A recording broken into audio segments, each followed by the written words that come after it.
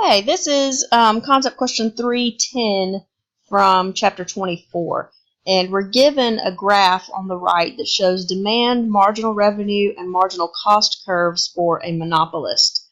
And we're asked to use the point drawing tool to identify the profit maximizing price and quantity for the monopolist and label that point E.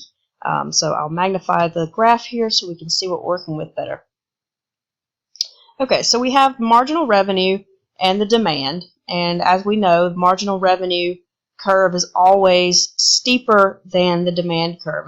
Marginal revenue is always lower than demand for a monopolist.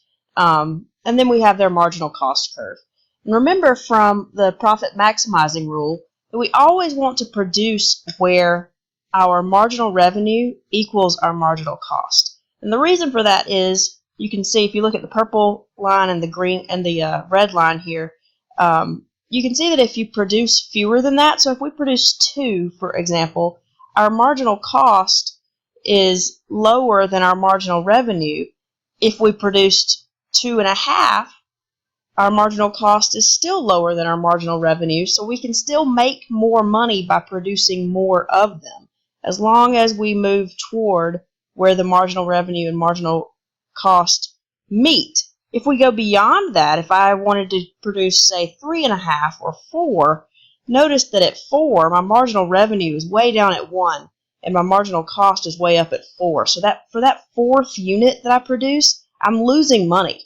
So I'm spending more on that 4th unit. My marginal cost is more than I'm getting from that 4th unit. So my marginal cost is more than my marginal revenue. So I definitely don't want to produce 4 because now I'm losing money. So I want to go right to the point where the 2 cross because that's the most money I can possibly make before I start losing money, right? So I want to produce 3, which is where my marginal revenue and marginal cost meet.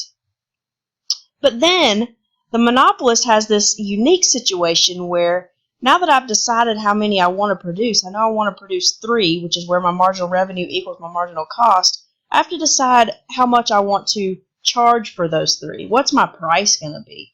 And in a perfectly competitive market, your marginal revenue equals the demand curve, and so you just would use your marginal revenue curve to decide what your price is. In this case, though, the monopolist knows, based on the demand curve, hey, if I want to produce 3 units, I know that in the market, the blue line is my demand curve.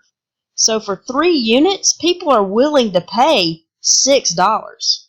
So why would I set my price down at $3 where my marginal revenue and marginal cost curves cross when people are actually willing to pay $6? Because remember, that's what the demand curve really tells us, is the consumer's willingness to pay at any quantity that we could produce. So we know we want to produce 3 because that's where our marginal revenue and marginal cost curves meet.